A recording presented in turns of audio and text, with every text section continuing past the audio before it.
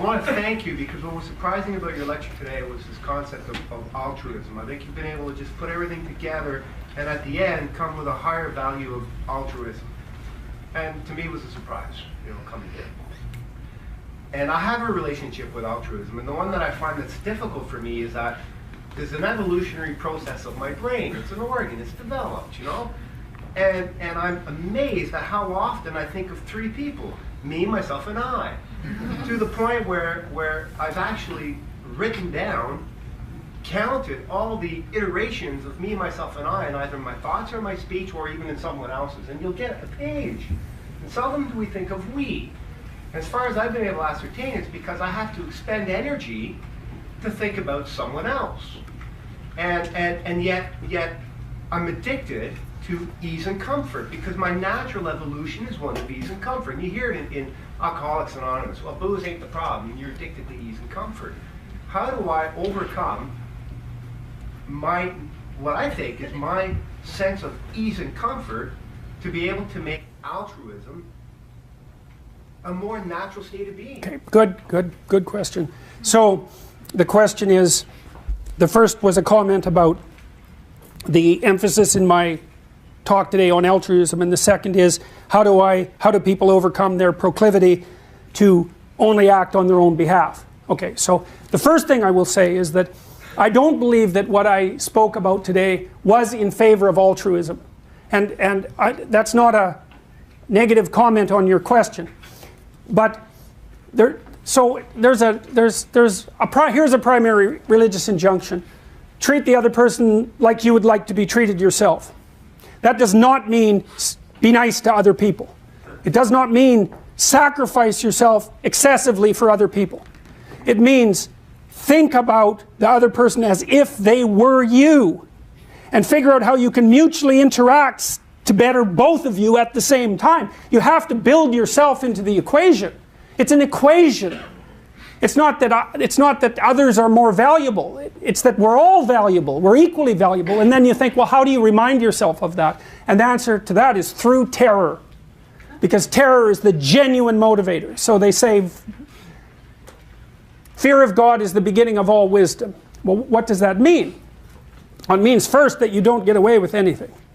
And it's really useful to know that, because if you really know that, you won't try to get away with, well, you still will, because people are stupid, but but at least it will mitigate the possibility. So here I'll tell you something that Jung said. This is quite profound, and it's, I think, the right answer to this question. So Jung believed, he was interested in the emergence of higher morality, something that the developmental psychologist Jean Piaget was also interested in. Piaget thought we started out as individuals, and then we learned to play games with other people, children, learned how to play games with other children, and that made them social. So our society is a game. It's a giant game that we're all playing together voluntarily. And so children first learned how to play the game, and only later did they learn the rules of the game. They learned how to play the game first, and then learned the rules, how to speak the rules. And then at some point they realized that they were also creators of the rules. And so that's moral development on a continual, it's not a continuum, it's a fractured staircase upward. But Jung was interested in elements of moral action that were higher than that, and so he conceptualized it symbolically. So imagine this. He did this in the last book he wrote called Mysterium Conjunctionis. So imagine that you exist so that your conceptual structures and your emotions are in uneasy relationship with one another. So you're sort of a house divided amongst yourself. And so what you have to do is you have to put together your mind and your emotions so that they're working as a unit. And you do that in part by actually being forthright about what it is that you want for yourself and to other people, and to learn how to negotiate that, so that inner tension disappears. And so now you're a unified entity of emotion and thought. They're not conflicting with one another. And then what you do is you take that entity, which is still in some sense separate from your body, because you're not acting these out, and you bring those two together. And he thought about that as the psychological equivalent of the incarnation. It's integrated spirit integrating with the body. And what that means is that you take your emotions and motivations and capacity for thinking that are now one thing, and you act out those things. So you embody them in the world, and that's another thing that brings integrity. And then there was a step past that, and the step past that is to understand that there's no, so you have the integrated spirit, mind, and body in opposition to the world. And the next thing you do is realize that there is no opposition with the world. Is that what you are is and this is very, very complicated. You're walking down the street. Bloor Street is a good example of this in Toronto, and there are decimated alcoholics, schizophrenics littering the landscape, so to speak. You walk around them, you say, well, that's not me. It's like, yes it is. It's you insofar as your tendency is to react in a negative way and to skirt the territory. It's a disturbance in your field of being. It's you.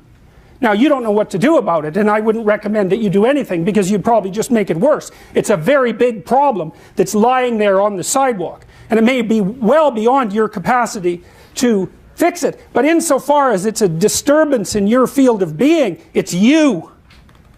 It's you. And all the problems that are in the world that you experience, they're you. And so you stop thinking about things in terms of an opposition between what's good for you and what's good for the world, because there's no difference. There's no difference between the two.